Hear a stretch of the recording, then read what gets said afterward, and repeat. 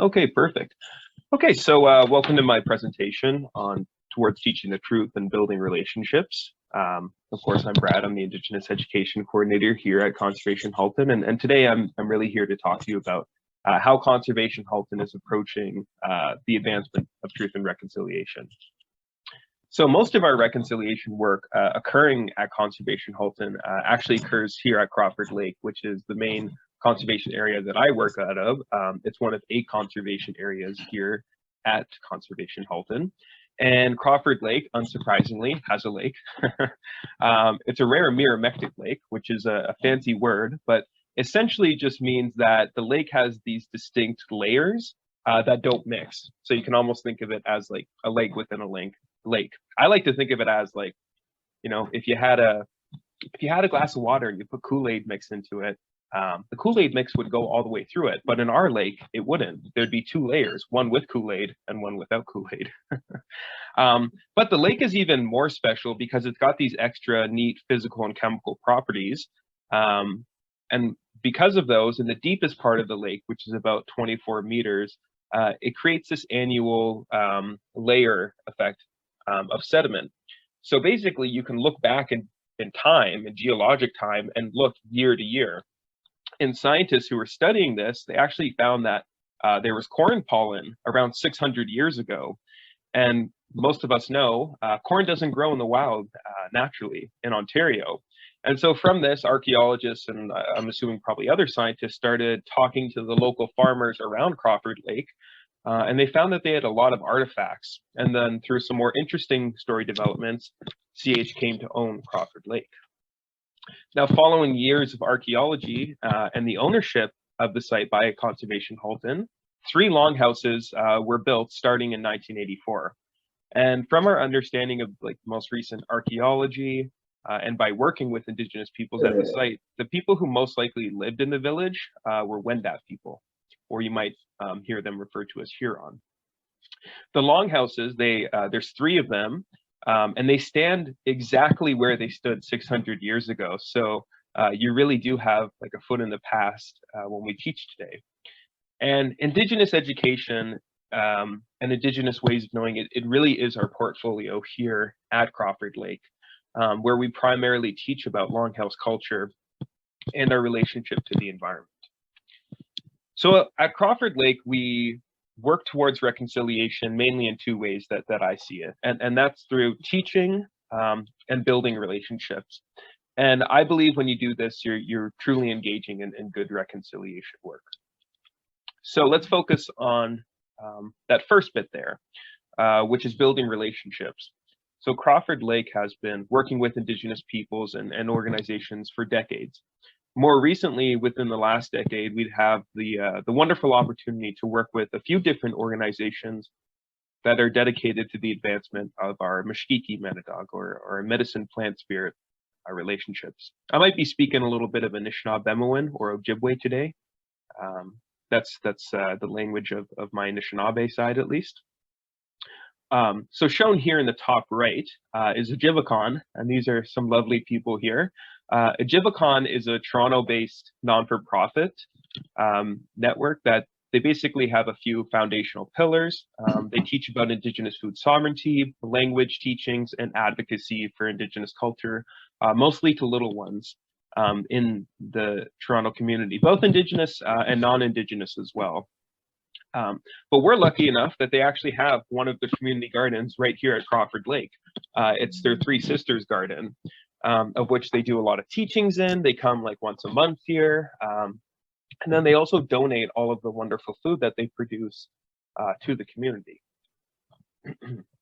Now, another organization that we're working with is Minikon, which means seed in Ojibwe. And this is a garden and design consultation firm. And they have several gardens here at Crawford, including a Mishkiki Gittigan, a medicine garden, where sage, tobacco, and sweetgrass, and a myriad of other plants are grown. So these 2 organizations, they're not just cultivating foods and medicines, but relationships with the community. And you know, as a member of the Nipissing Bear Clan, I'm happy to teach about our plant ancestors in medicine. So if you go to page 18 of the TRC, it also says that reconciliation can never occur unless we are reconciled with the earth as well. And here at Crawford Lake, we have a wonderful opportunity to advance the public's understanding of the environment and how to approach it, strengthening our understanding of Mother Earth, and not just how to live on it, but really live with it, right? So we're also partnering with a lot of different artists, Indigenous artists. So Catherine Tamrow, shown here, is kind of a small picture of her, but this is Catherine, I think this was a couple of years ago, with our education staff at the time. So she's a Wyandotte multidisciplinary artist who has been a staple in the Toronto art scene for decades. And currently she has a really, just an amazing exhibit in the Deer Clan Longhouse here. It's called Fire Over Water. And it basically chronicles the dispersal of the Wendat people during the colonization period. And it's here till December 31st. So if you're interested, come on down. It's absolutely amazing. Now, Raymond Sky, the gentleman here in the top right, he's an absolutely wonderful gentleman. He's not smiling in this picture, but he's a really like humorous and wonderful gentleman.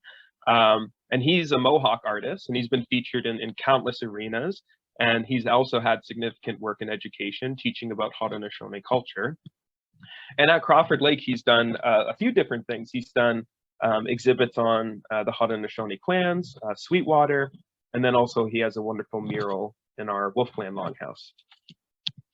Also at Crawford Lake is Nishtish. So Nishtish is an Indigenous owned and operated restaurant created by this gentleman here in the top right, Chef Joel White Duck. Initially, Nishtish was in Toronto in the heart and on Bloor Street. But due to the COVID-19 pandemic, they kind of had to close their brick and mortar store. But they're now here as a pop-up, and they're open, Friday to Sunday.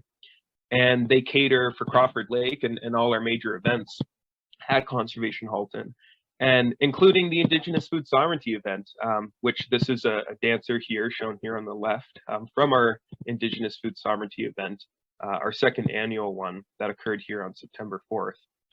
And so from plant teachings to food, to art, to dancing, to education, to science, from the lake to the village, this site is really just steeped in Indigenous culture and history and ways of knowing and community.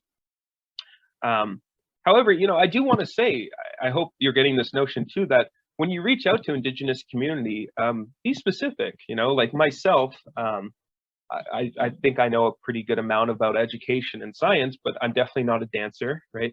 I'm not a cook. I'm not an artist, really. I like graphic design, but I think when you reach out to people, you got to be specific about their expertise.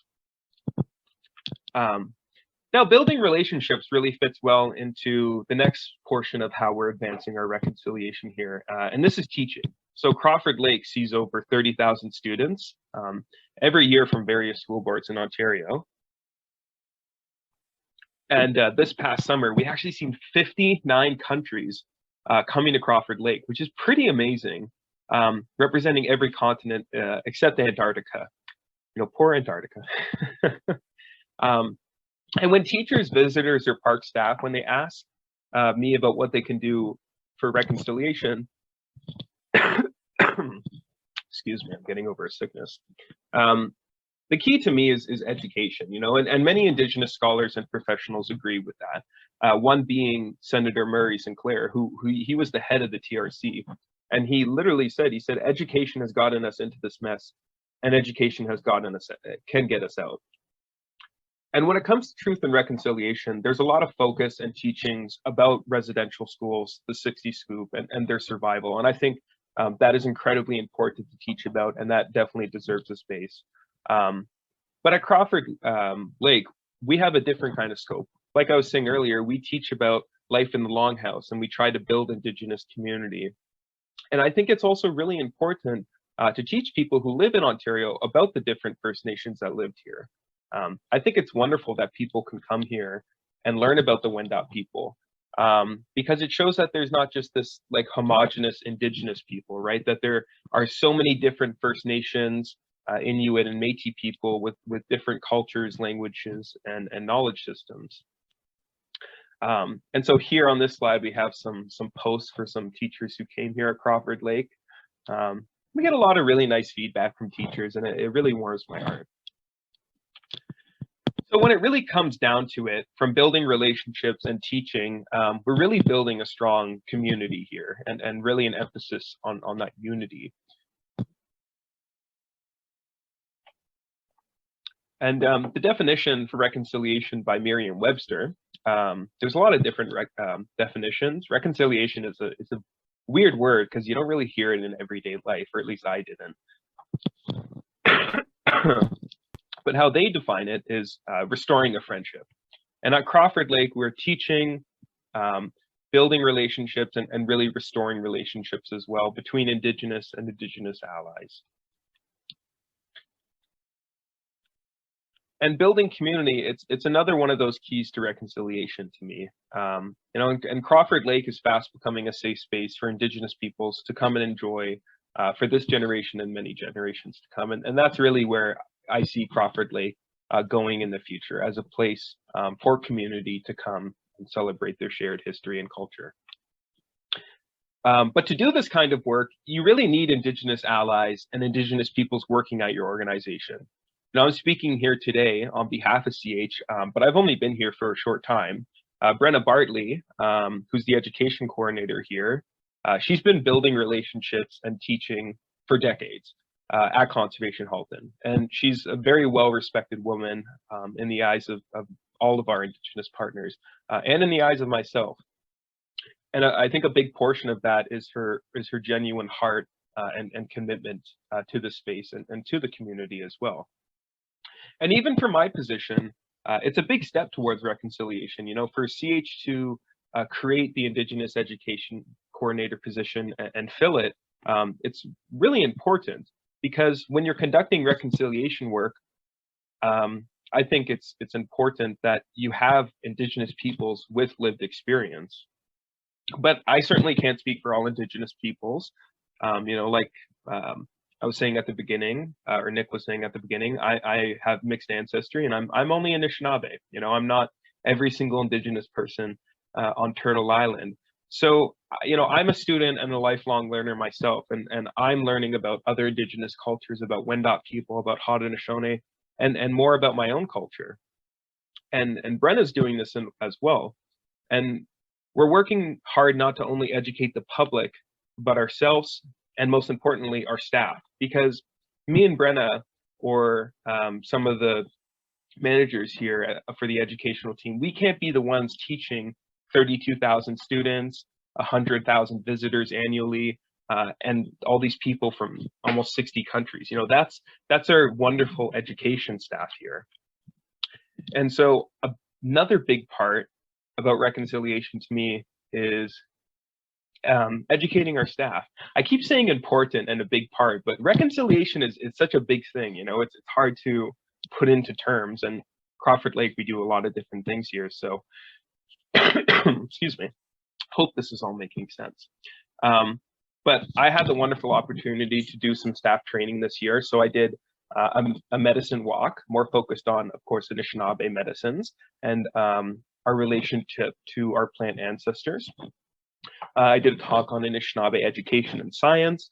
And then I'm doing this talk about an expanded land acknowledgement, I call it, because when people hear land acknowledgements, you know, they might have all these questions like, who are the Métis? Who are the Wendat? Who are the Anishinaabe? Who are the Attawandaron? Who are the Haudenosaunee? Who are the Mississaugas of the New Credit? Or sorry, just Mississaugas of the Credit. And what I wanted to do is really teach myself about all of these different peoples and kind of how Ontario got to where it is today. I know I'm running out of time here, so I'll speed it up a little. But we were asked to link our work to the relevant calls and actions. So I picked 4 here. Now, of course, the TRC wasn't really focused so much on conservation areas, but I think we can really take some of those and work with them. So call action 16, Aboriginal languages. So we do a lot of that here. Establishing senior level positions dedicated to Aboriginal content and education. You know, that's my position here. talking to Aboriginal peoples about their historical and contemporary contributions to Canada, and then also talking to newcomers. Last week, we had some people who just came from Hong Kong and Ukraine, like literally days before, coming here to Crawford Lake, which was like pretty amazing. So one thing I find that is pretty striking when you listen to interviews with Murray Sinclair post the release of the TRC is people always ask him, like, has enough been done for reconciliation? And he has like kind of like a funny answer. He's always like, well, no, of course not. It's only been like a couple years. I mean, this was in 2017 and 2018, but remember, it's only been like half a decade, you know? And reconciliation, to me, it's a lifelong process. You know, so I'd like to leave you with this idea of turtle medicine. You know, the turtle, she takes her time and she learns slowly. She exemplifies patience. And the turtle also teaches us about devoiwen, or truth. And when you approach truth and reconciliation, remember to be vigilant, but take your time. Use some turtle medicine. And there's always something that we can all do, you know, big or small. But that's it. Thank you very much. Thank you very much. Thank you for inviting me today to speak about the work that we're doing in the Lower Thames, or the Tehshakotitsénhtha River, as it was known for many, many years and much longer than as the Thames River. Let's see if I can advance my, oh, there we are. So one of the questions I have, what is a First Nations view of our watershed? What I'd like to present is what at the Lower Thames, I believe our view of reconciliation is encompassed by learning from and working with First Nations. We are lucky in that we have 4 First Nations within the area we call the Lower Thames watershed, and the work with those nations over the last many decades has been extremely useful and valuable for this conservation authority. And this is the watershed. We are the lower part, and within that, the Tehshakotitsénhtha watershed are many people, 600,000 people, but also importantly, 4 First Nations. Many other nations have claims, but there are 4 communities: the Chippewas, the Thames First Nation, the Munsee Delaware Nation, the Oneida Nation of the Thames, and the Delaware Nation at Moraviantown. Also, the Caldwell Nation is within the watershed and now actually building a reserve of land for that nation. One of the important things that the Conservation Authority, the Upper Thames and Lower Thames have done is develop a watershed plan called the Shared Waters Approach. And this is through what we call the Tehshakotitsénhtha Thames River Clear Water Revival. 8 nations were involved, the 4 in our watershed, and it was really important because it was fully engaging First Nations, and there's our turtle that brought us along together. There are goals, and out of the 5 goals, 2 of them are with regards to First Nations. First, that traditional knowledge can help and inform water resource management. And I think this is so important, that the respect, the responsibility ideas, the spirit of the water concepts help our work in conservation. There's a real connection between what we do as conservationists and what First Nations bring to the table. And it's not all the same, very different cultures between the different nations, but a very, very marked respect for environment that we do not see in settler communities the same way. We feel that strengthening these relationships are really important in watershed management.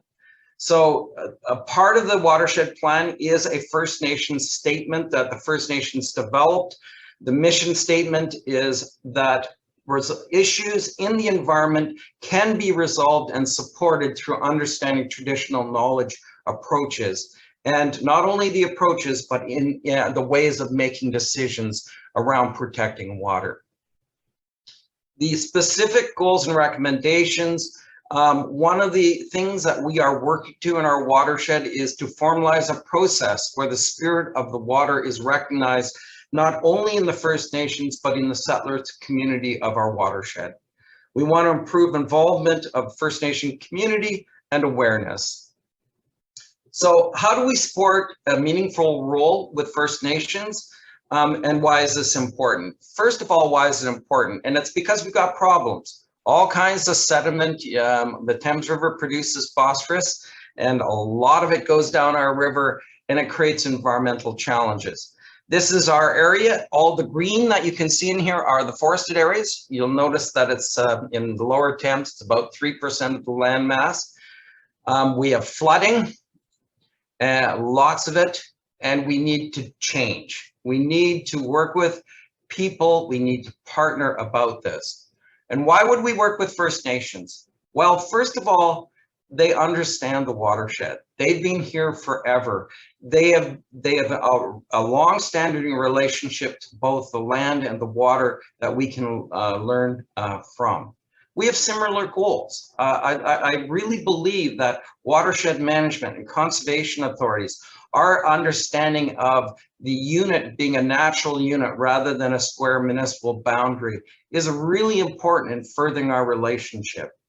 The First Nations are large landholders. They have lots of grant programs that we can work with them, and it's really important that they come forward with us.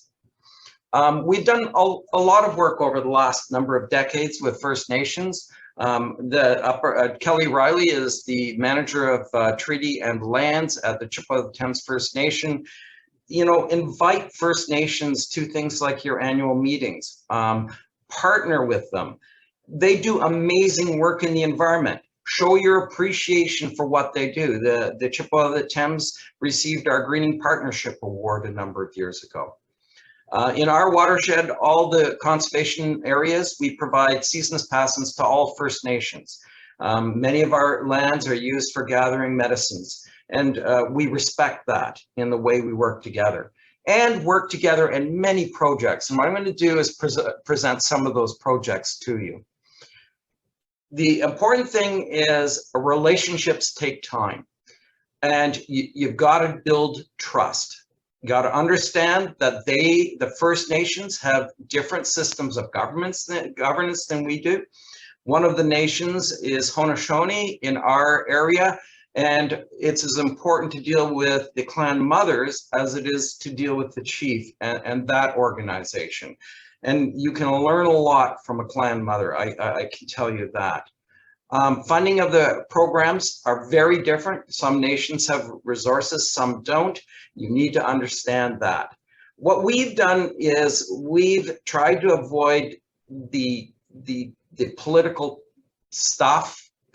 We are more interested in learning from our First Nations and working with our First Nations. And we see that as the path to reconciliation. This is the Longhouse Village, the Scanado Village at the Longwoods Road Conservation Area, part of the Lower Thames Conservation Authority. It was developed jointly with First Nations and archaeologists because this is an archaeological site. There are 3 longhouses and a stockade and lots of other things around learning. We also benefited from donations from 3 of the nations of very, very early cabins, one of them dating back to the 1820s. And we work with the families of those cabins anytime we do anything with the cabins, but also anytime that we try to provide information. These cabins are part of the education program that is centered out of the Longwoods Road, and we have First Nations educators presenting that information. Something exciting, we're building a new Indigenous Learning Center addition to the Resource Center. Some of the, these are the renderings from the architect. And this happened because of support of our First Nations. We letters from 3 of our of the chiefs went to the federal government and received $750,000 in funding from the federal government to bring this forward. The Scanado Village is seen as a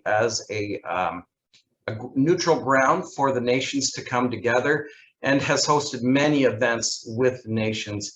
Leanne Doxeter, one of our First Nations educators, who is now moved on to other work, led a program for us in reconciliation, specifically around taking elements of the artifacts from the archaeology collection that we hold and repatriating that to the First Nations.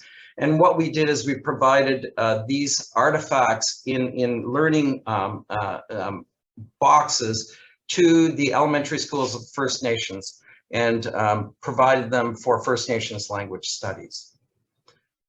Just some of the other work. This is Darren Jacobs. He works with us on many projects. He's from the Delaware Nation.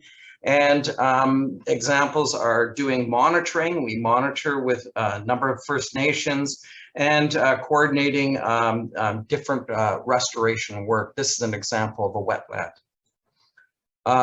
Working with First Nations, but also bringing in other groups working with First Nations, such as Union Gas. We work to get grants to do the work on the ground, and this is an example of that, planting trees in the Delaware Nation. Working with learning opportunities. So when we conducted mussel training on the Thames River because of the uniqueness of those species at risk, inviting First Nations staff and members to be part of that training so that they can develop their own programs around that. And here's some of the mussels, some pretty neat stuff, unique really to the Thames River. This is Bruce Stonefish. Sadly, he has passed. He was a great support to us, and he developed the Mingsing program, which raised over $100,000 to do environmental work on the Delaware Nation. We do a lot of work with both the Chippewa of the Thames First Nation and the United Nation of the Thames. I'm just bringing up a couple of examples. The Deshkan-Zibi Agricultural Management Plan, where we're working with those nations that have large holdings of agricultural land that's rented out, and we're providing support from our agricultural specialists to work with the nations on managing that land. We are working with nations developing their monitoring programs. Once again, one of the important pieces here is the nation is in the driver's seat, the Conservation Authority is in the support seat. We provide support at the request of the nation, and they are driving the programs. One of the things that we've just finished and we're developing further programs on is floodplain mapping. And this is a really learning thing that we've had with First Nations. We're working with the 4 First Nations in our area to understand flooding. And what's really interesting is if you look at the old maps of the Chippewa of the Thames First Nation, the government agents had lots all along the river, and the Chippewa of the Thames refused to use those lots because in their traditional knowledge, they realized that that area flooded. Amazing example of traditional knowledge along the same lines of what our Conservation Authority message is. In the components of the project, we look at these programs from the perspective of two-eyed seeing. So there is science, but there is traditional knowledge, developing a holistic and a larger view of what the environment is all about. The Chippewa of the Thames led this program. What we learned very quickly is when we do floodplains, they see the whole watershed in a unity. They see the whole watershed as one, and flooding is not the only aspect of a floodplain project for First Nation. It is the holistic view and the responsibility of them to the whole watershed. So part of we were very, tried very hard to respect traditional knowledge in this project. We did technical things, but we did a lot of work understanding their approaches. And that's just an example of them. So most importantly, I think we need to partner with First Nations. Conservation authorities have to get out there and do that work. We need to work with First Nations on our mandate on watershed management. We are working really hard to understand what meaningful shared governance of a river means between us and First Nations. It's not about having a First Nations person sit on a subcommittee of a authority board. It's about understanding their national identity in their nation and understanding our responsibility to them in the governance of the river. So we need to really understand this work, learn from First Nations, and then get at it and do the work, do it locally. Actually, this is an example of the Antler River and Deshkin ZB Means Antler River. One of their crews and the young lady in the orange actually became an interpreter for us at the Longwoods Road Conservation Area. So thank you. We're all on the same log, and we need to work together to do the work of a conservation authority, which has a lot of synergy with the beliefs and the work of First Nations. Thank you. All right, well, good morning, everyone, and thanks for the invitation to come share our story. Chris and I are presenting on behalf of the Eastern Ontario First Nation Working Group today, and we're hoping that we can share some of our experiences and talk a little bit more about one of our most recent initiatives with the Healing Place. So in preparing for the slide deck, Nick did mention that he would like us to share some of our traditional land acknowledgements. So we heard Conservation Ontario's at the beginning, and just to start off our presentation, I'd like to read you our traditional openings that we use for our board meetings here at South Nation. Kwe, Sego, good morning. As we gather here today on what is known as Turtle Island by Aboriginal peoples of North America, now called Canada, we recognize and deeply appreciate the relationship, past and present, that Indigenous nations have with lands and water. We acknowledge that the Indigenous practices of land stewardship have created the clean waters and healthy forests, meadows, and wetlands that benefit and enrich the lives of all Canadians. As shared stewards of Ontario's land and water resources, along with our First Nation partners, our Conservation Authority appreciates and respects the history and diversity of the land and its peoples, and are grateful to have the opportunity to meet and work in this territory. As we work towards reconciliation, we would like to acknowledge that we are meeting on the unceded traditional territory of the Algonquin people, also known as the Anishinaabe people. We would like to acknowledge that this is also the traditional and treaty lands of the Haudenosaunee people, and also acknowledge the other First Nation, Métis, and Inuit peoples in Canada. In the spirit of the Dish with One Spoon Treaty, under which many of our lands operate, we recognize our own responsibility to protect and steward the environment for future generations. We also recognize and affirm our responsibility to uphold the United Nations Declaration on the Rights of Indigenous People and the 94 calls to action of the Truth and Reconciliation Commission through our work. Miigwech Niawa, thank you. So with that, we'll start off a bit on the beginnings of our First Nation Working Group, and I'll turn it over to Chris. Oh, sure, throw me under the bus right away. I guess it's been over 20 years. I've been with the Conservation Authority, I think, for 26 years now. Time goes fast. It's funny how how the group actually came together, because I knew Henry Lickers from when I was in school. He did a lecture at the college, so I got to meet him then. And when I came to Eastern Ontario during the ice storm, that was the first person I called was Henry Lickers, and he got me in touch with the model forest, and that's sort of how we all got tied together.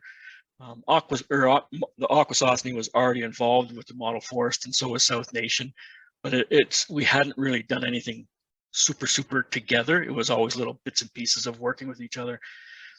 But it got harder and harder, and I know anybody that's been working with First Nation, sometimes it's really difficult to get meetings going because we're all so busy.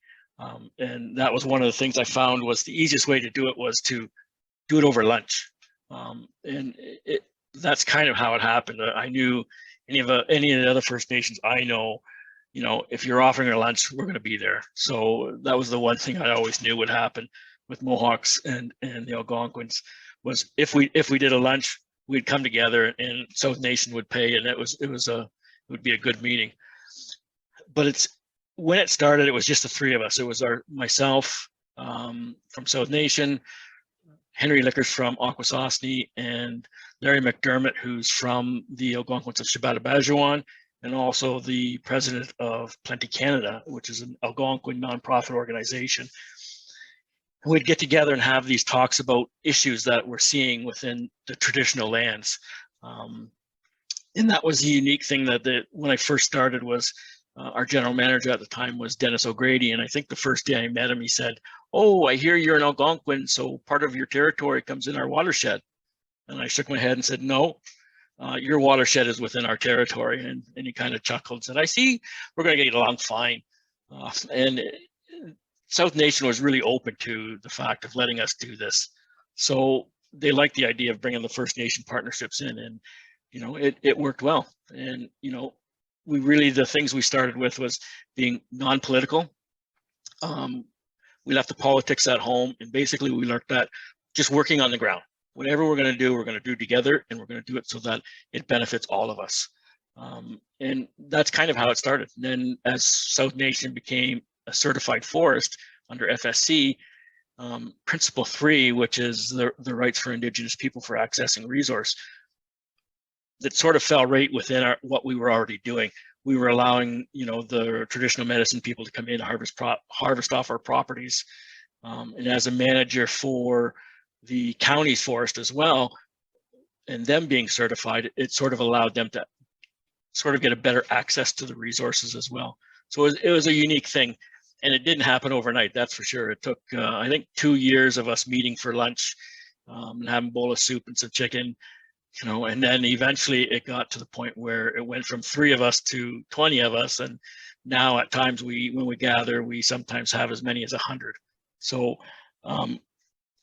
sometimes we have to scale down our meetings to be able to get things done better, but it's always nice to get together and do that.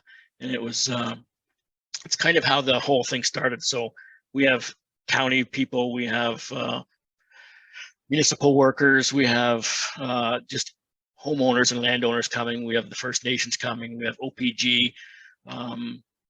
Can't think of anybody else who comes, but it's really grown. And that's the one thing that we've noticed was that as I'm getting older, and it was great that I was doing this, but I needed somebody else to come along and start doing it too. So it worked out well that Ronda was really a go-get person and get jobs done. And she kind of always watched over, make sure I got my jobs done as well. So she automatically just sort of fell into the role of coming in, which is what we really needed to do that. So she's now sort of co-chairs with me. I sort of sit back and let her do more work now, which is nice. Things actually get recorded where we didn't do it before. So, but that's kind of how the whole thing started, and it's grown over the years. We've had bumps, where we've had the First Nation communities mad at us for certain things, and that happens. And we get mad at them at the same time, but we put that aside when we're done, and we get back to work on what we're doing. So with that's kind of how the Eastern Ontario First Nations Working Group started and has continued up until today.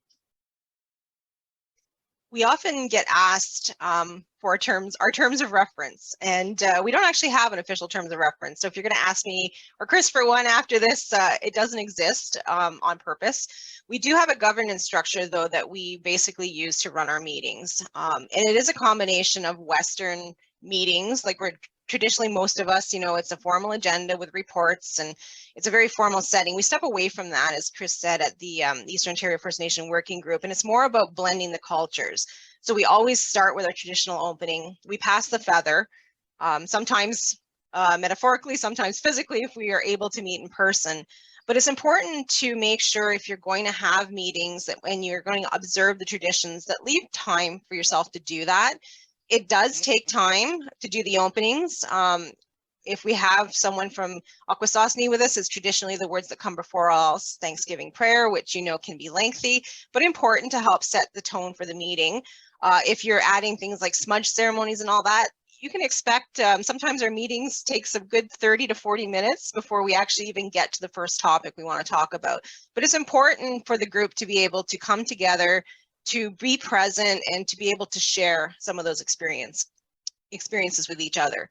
So we do polish the belts. You may hear that term in response to wampum belts. So up on the screen are just some of the ones that we use to guide our discussions. We're very flexible.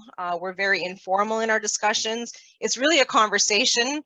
We have an agenda that has the talking points, but really that's it. Our communication staff get a little bit upset with us when they keep asking us for agendas and we keep saying, well, here is one, but don't expect us to follow it. It's more of a conversation. We don't vote on anything. It's always by consensus. And again, this is where a number of the speakers have talked about it takes time to build relationships. It takes time to build consensus. And the whole point is having the conversation, and we don't finalize an action or take the next step until everybody's at the point where you may not get exactly everything you wanted, but everyone's happy with the decision that's being made and the action being taken. So that consensus building can take time. And then we always do a traditional closing. And we do have both the Mohawk and Algonquin cultures. So we try to mix them both in. So if we have both communities attending, one will do the opening, one will do the closing. It's a nice way to make sure that we're respecting both cultures. And as many have mentioned, having a meal together is really important. So I know if you're looking at, everybody's busy, how can I shorten this meeting? Don't skimp on the opportunity to sit down and have a meal together. It really is about building relationships, and it doesn't matter what you eat. Our last group get together at the Healing Place, we had pizza. It really doesn't matter. It's the fact that we're gathering together to share stories in a meal. So that's our governance piece. Chris will talk a bit about a few of the projects we've done, and then we're going to focus in on the last one, the Healing Place, just to share a bit more of our experiences on that. These projects that we've done, black ash management, that came out of the necessity for the Mohawks basket makers. They were finding it difficult to find quality black ash logs for making their baskets, which is a $1 billion industry when you start looking at the First Nations that do this. And it's a way of life for them. So we started doing that with them, and we've developed a management plan, silvicultural strategy for just black ash, which wasn't there before. Another project we did was medicinal plants. As we were doing our forest inventories, instead of us just doing more of a timber harvesting thing, we decided we'd do more plant collection stuff. So we started doing ELC on our properties, and that way when they would start looking for medicines, I knew exactly which properties would have it by the ELC classifications, and I could point them in that direction. And then when we got more into the medicinal plant project, we realized that there's so many different common names, and as First Nations, we call them something different than most of the non-native communities do. So a good example is turtle socks. I had one of the medicine people ask me for turtle socks, and I said I didn't know that turtles wore socks. And it took me 3 weeks to figure out what it was they were talking about, and it was because I happened to take a picture of a pitcher plant at the bog. I was there for doing a tour for a group from Ottawa, in the Alfred Bog, which is a beautiful spot. And I had laid down to take this picture of the flower, not thinking about how wet the bog was. But when I got up, of course, it looked like I had peed my pants right before the tour started. And when I shared the picture with the Mohawk community, they said, oh, that's turtle socks. So that's when we realized we needed to do more work in getting that communication aspect together, where we're bringing the traditional knowledge with the Western knowledge. So we've developed a data set where we have the scientific names, we have the common names in English, we have the common names in Mohawk, and then we have the common names in Algonquin as well.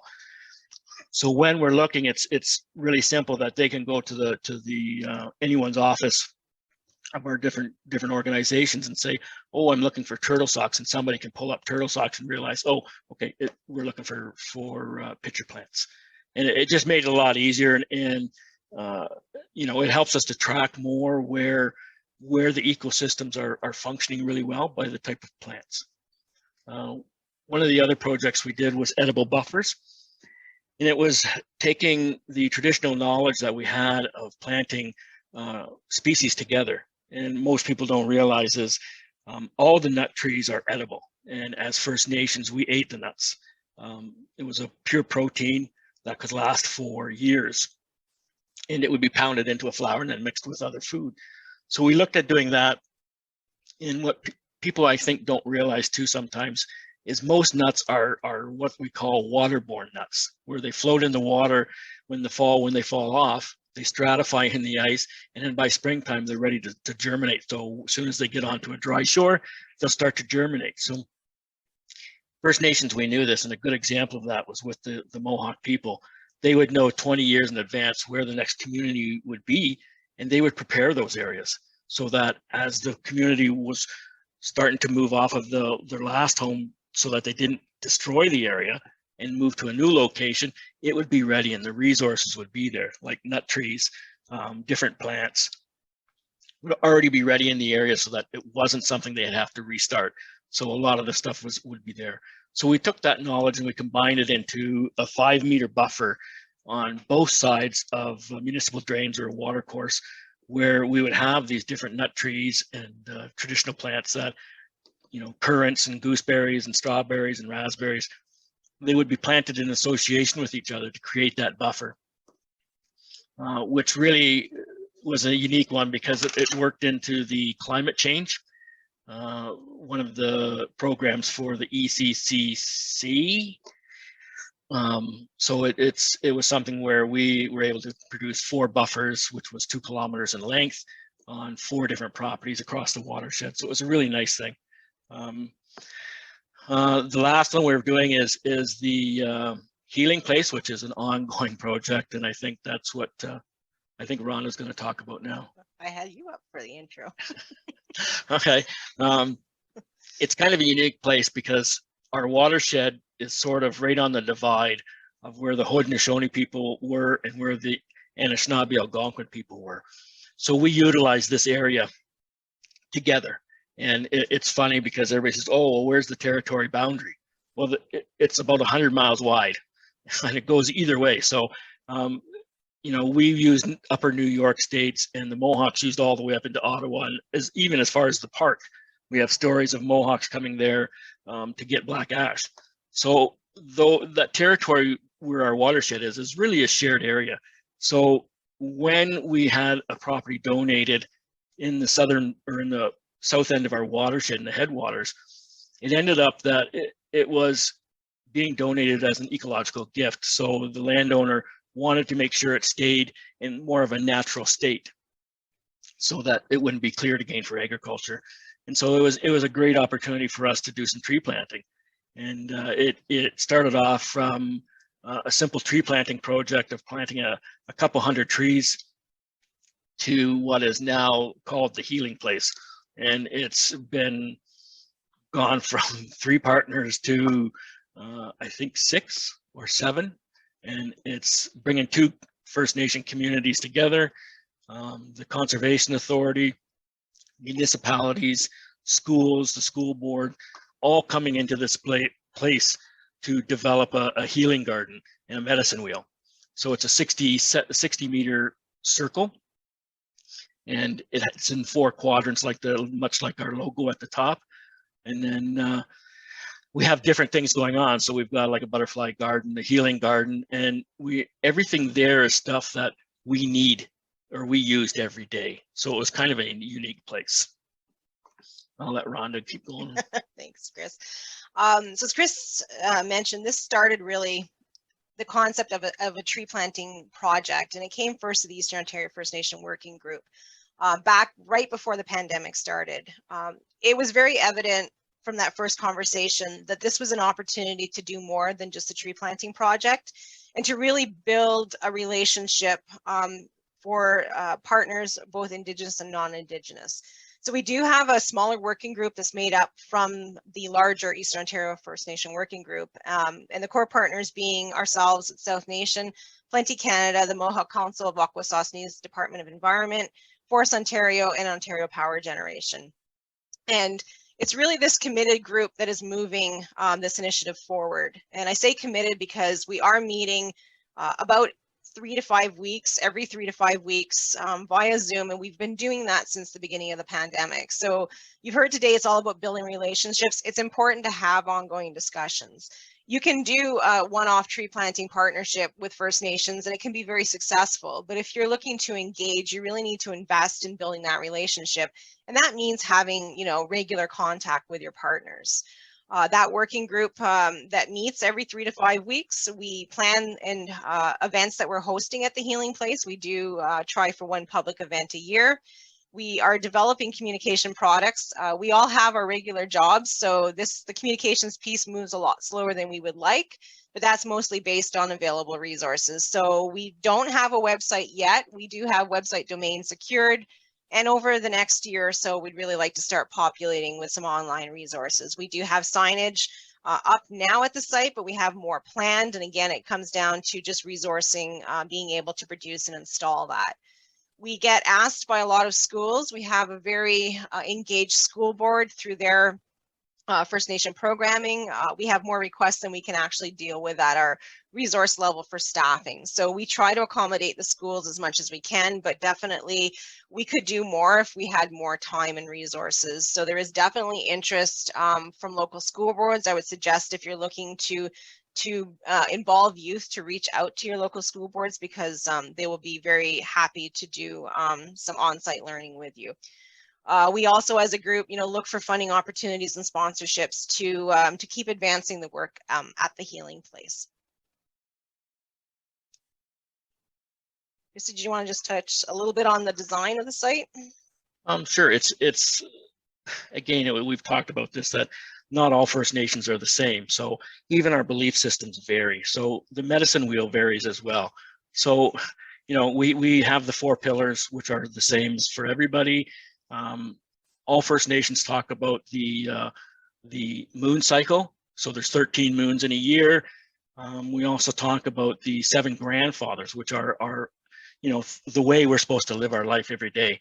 So it's kind of a unique thing like that. And in each one of these positions, we've put a culturally significant tree species that would be important to both the Mohawk and the Algonquin people. So it was a really interesting thing.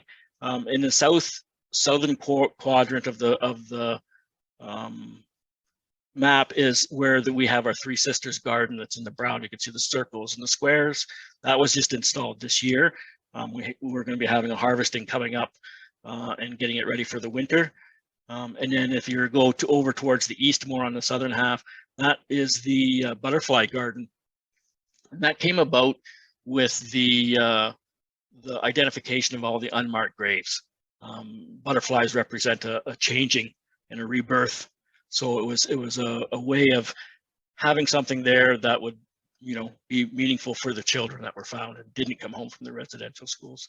And then the whole outside of it is filled with cedar, eastern white cedar, which is one of our sacred medicines. The inside of the very circle are all edible plants that we would use on our daily lives. So.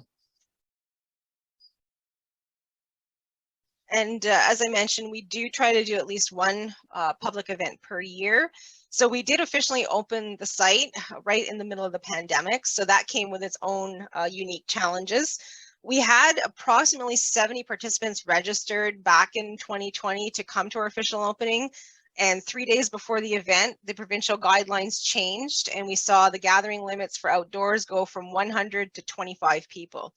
So we unfortunately had to disappoint a lot of folks. We had to close the registration and we really were only able to do the event with our partners, First Nation community representatives, and our invited guests. We did still have a very successful opening, and we planted most of the trees that we just talked about as far as the 13 grandmother moons, 7 grandfather teachings, and the cedars. We live streamed and recorded the official opening so that those that were not able to join us in person could at least have a virtual experience. I think Nick is going to share the link to the video on our Facebook page if anyone's interested in watching that. So that was the official opening and really the first establishment of the site with some public participation.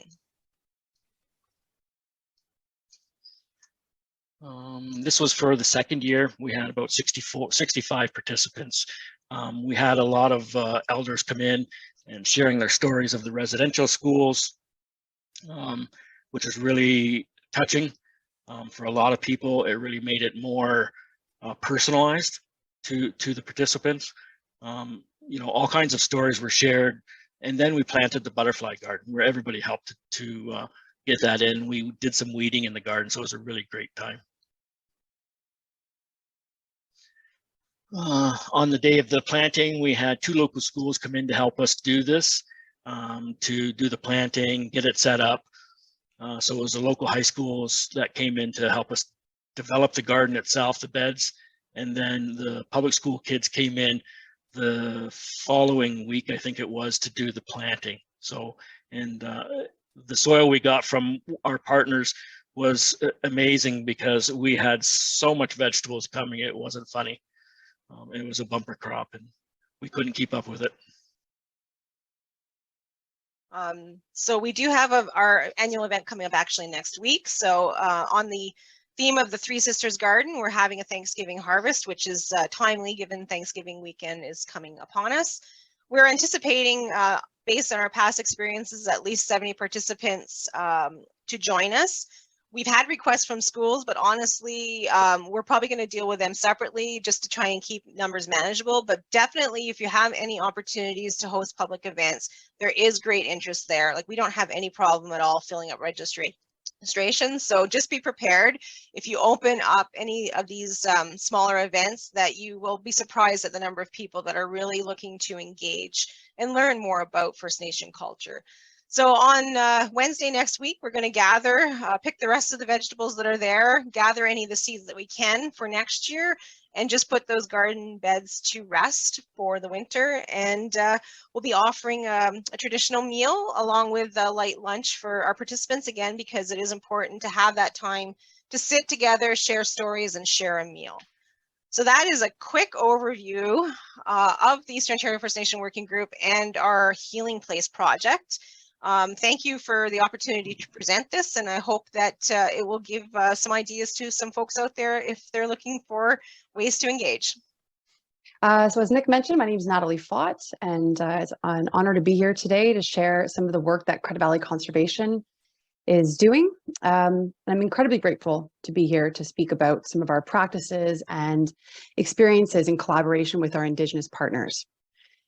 So today I'll be discussing some ongoing conservation projects at CVC and other initiatives that involve Indigenous engagement. My aim today is to highlight the benefits and the power of collaboration, but also to stress the importance that lies in supporting Indigenous-led projects and playing a role in reconnecting Indigenous peoples with the lands and the water. Over the last few years, through several Indigenous initiatives, CVC has learned lots of valuable lessons, some of which I'll share with you all today. But mainly, I'd like to share our understanding for the many opportunities in the conservation sector that exist to help build capacity and accelerate the goals of Indigenous peoples, as well as to develop relationships and find innovative ways to celebrate Indigenous history, cultural practices, and future aspirations in green spaces. So over the next 15-20 minutes, I'll share some of CVC's commitments to Indigenous peoples and how we are bringing those commitments to life in CVC's parks, but also along our trails. I'll be focusing on two projects. So one that I coordinate is the Credit Valley Trail Project, and the other is the Jim Tovey Lakeview Conservation Area. But before I discuss any of this work, like the other presenters ahead of me, I want to acknowledge the land on which Credit Valley Conservation operates. So for those who don't know, the entire Credit River watershed is part of the treaty lands and territory of the Mississaugas of the Credit First Nation, specifically treaties number 14, which is the Head of the Lake Treaty, treaty number 19, which is the Adjacence Treaty, treaty numbers 22, 23, 12 Mile Creek, 16 Mile Creek, and Credit River Reserves. At the very north top of our watershed is treaty number 18, which recognizes the Lake Simcoe Nottawasaga Treaty with the Chippewas of Lake Huron and Simcoe, who are ancestors to the Williams Treaties First Nations. The Credit River is also part of the traditional territory of the Huron-Wendat and Haudenosaunee, and home to many First Nations, Métis, and Inuit peoples today. I'd also like to note the calls to actions that the work I'm about to discuss supports, namely collaborative efforts to preserve Indigenous language and culture that you see on the screen in front of you. Okay, so moving into some of CVC's work here, along our journey, we've really had the good fortune of engaging and working with many Indigenous communities living in and around the Credit River watershed. We interact with a wide network of First Nations communities, including community members from the Mississaugas of the Credit First Nation, Williams Treaties, Huron-Wendat, as well as the Credit River Métis Council. These interactions and engagements have really been formative for us for shaping some of our strategic commitments, looking at goals and principles that have to do with, sharing our responsibility for the stewardship of the lands and water and resources for the Credit River, our core value of inclusiveness and our desire to engage Indigenous nations, communities consistently, genuinely, and above all, respectfully. It also speaks to our commitment to ensuring that CBC activities and programs relate to Indigenous knowledge and communities, both past and present, and that this too is done accurately, appropriately, and in direct collaboration. Guiding our conservation areas work is what's called the Conservation Areas Master Strategy. So the strategy is a guiding document that directs business planning and project planning and informs all of our decisions. The strategy is rooted in a shared commitment to Indigenous communities, and we have a sub-plan as part of this overarching plan that's dedicated to Indigenous engagement and the formation of partnerships. And this plan identifies for us and guides our organization in terms of what roles our conservation areas can play in supporting the calls to action that are identified in the TRC. At the heart of this CAM's Indigenous Engagement Partnership Plan are 20 very specific Indigenous initiatives that CBC aims to implement over the next decade. I've highlighted just 5 of the 20 here for you, just to give you a flavor of what they entail. So they include things like free access to our parks for Indigenous people, Indigenous naming of parks and assets, increasing Indigenous presence in our parks, as well as other initiatives that speak to supporting Indigenous science, staff training, and Indigenous employment opportunities. And looking how this segues into placemaking development in our parks and trails. I'm going to start first with a project that's near and dear to me as I coordinate this incredible work. So if you haven't heard of this project, I'll tell you a little bit about it. So the Credit Valley Trail is coordinated and led by Credit Valley Conservation, but it's done so in partnership with many municipal, Indigenous, and community partners. That's close to 90 individuals that sit around the various trail planning tables. And together we all share one goal: to connect the map that you see in front of you, which is a 100-kilometer pathway from the headwaters in Orangeville to the mouth of the Credit in Port Credit, Mississauga, weaving the 100-kilometer route along the Credit River and the affiliated valley lands. The realization of this collaborative trail project sees the creation of several experimental and experiential elements, including ecotourism, environmental education, Indigenous heritage, as well as Indigenous present-day culture. And a core part of this work, the Indigenous Roundtable, guides all Indigenous experience planning along the trail. They are a community-based group composed of community members from the Mississaugas of the Credit, Huron-Wendat, as well as Cree First Nations. And together the Roundtable share a vision to illuminate history of the Credit, but also to bring Indigenous culture and science back to the Credit, and as well as the Valley lands. They've been collaborating with CBC as well as the other 90 trail partners over the past 6 years. And, we're really thrilled to say that this vision that's been so long in the making is really becoming a reality.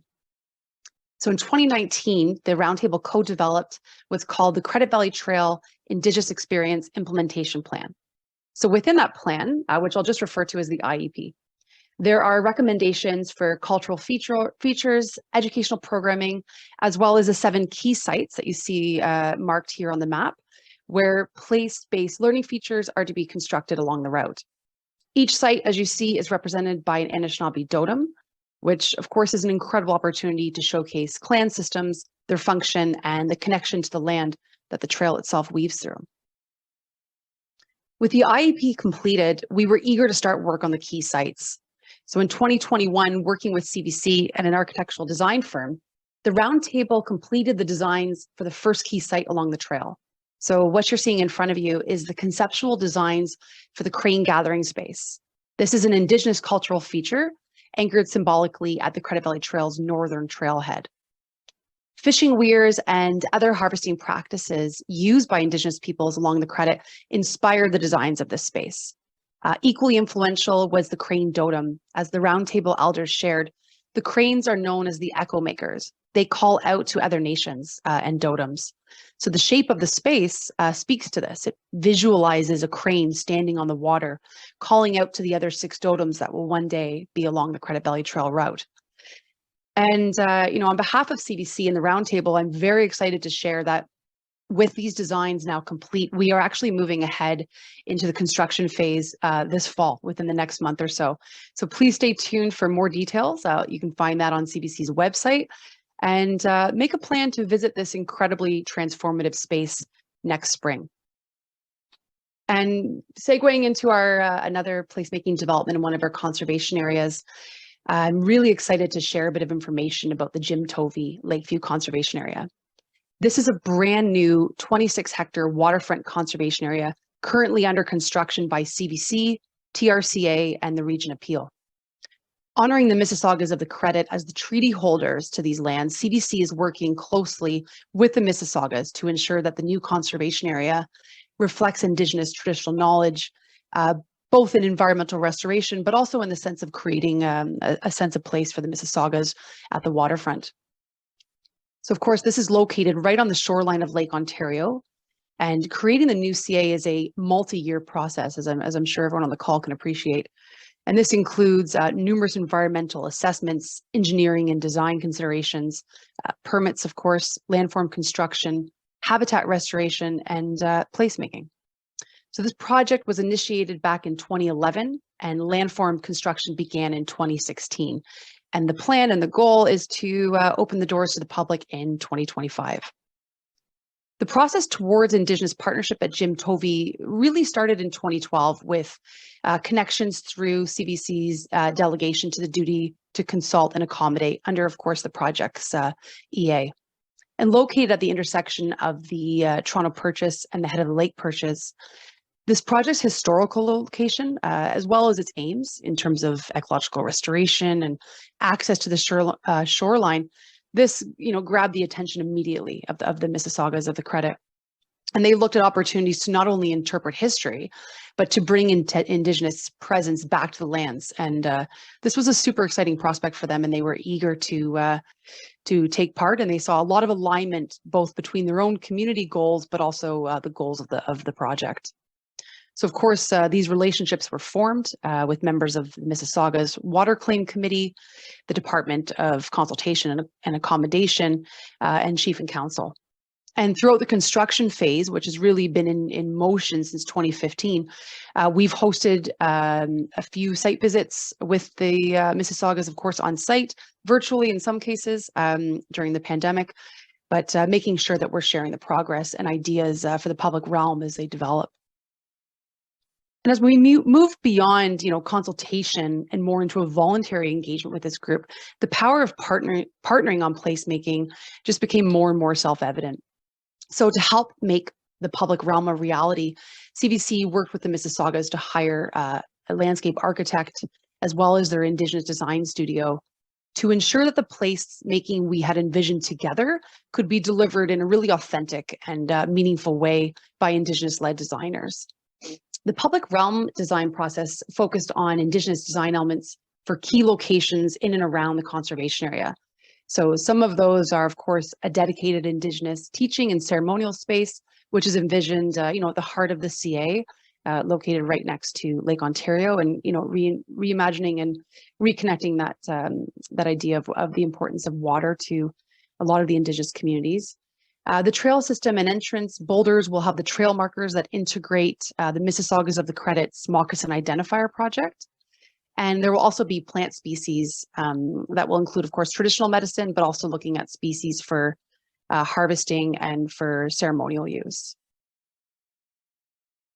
At each entrance to the conservation area, a gateway feature is envisioned to greet visitors, manage cycling and pedestrian traffic, and literally and figuratively shift perspectives from being in an urban space to an Indigenous conservation space. So the new section of waterfront trail connecting through the conservation area and joining the Toronto and Mississauga shoreline is projected to welcome over 4 million visitations per year by 2045. And with a new community of close to 20,000 being constructed next door, This urban location offers a really unique opportunity to restore and assert Indigenous presence, both through art and design that is created, produced, and most importantly, driven by Indigenous communities. So like the Credit Valley Trail Crane Gathering Space, I encourage you to visit this space too when we open the doors to the public in 2025, and stay tuned on CVC's website for more updates on this incredible conservation area. So, as I conclude my talk today, I want to leave those listening with a few closing thoughts and some food for thought. Working at Credit Valley Conservation, I find myself to be incredibly fortunate to have worked with the First Nation and Métis communities who live in and around our watershed, including members of the Mississaugas of the Credit, Chief and Council, as well as the Indigenous Roundtable members and the Indigenous consultants and scientists that we've had the privilege to work with. From our perspective, and certainly through my experiences, we're really fortunate to have Indigenous partners who are so patient and so open to share and have a willingness to teach us. Working on collaborative projects like Credit Valley Trail and Jim Tovey, we've learned some incredibly invaluable lessons about community connections and capacity building. So to start, when engaging Indigenous peoples to work on your project, make sure you have budget to factor in their time, their expertise, and show respect for the unique skill sets and information that they are sharing. We've learned that best practice involves working with the Indigenous partners to establish an appropriate engagement framework with the input of their community. And I find that this is sort of off the hop, establishes effective communication from the inception of a collaborative project, carrying through to its end. And lastly, I want to share about how community engagement has taught us to understand and respect the connection between land and nationhood. And there's so much to be gained as we've learned today through some of the talks by melding Western and Indigenous knowledge. Empowering Indigenous science, and by doing that and by aligning those practices within our own policies as conservation areas, we make space for more analysis and deeper connections to understanding climate change, conservation practices, and sustainability altogether. And as one of the roundtable members remarked at a recent groundbreaking ceremony for the Crane Gathering Space, he said, knowing how we relate with the land and how we related to the land in the past can show us how to relate to it in the future. And I will leave you with those words. So thank you very much.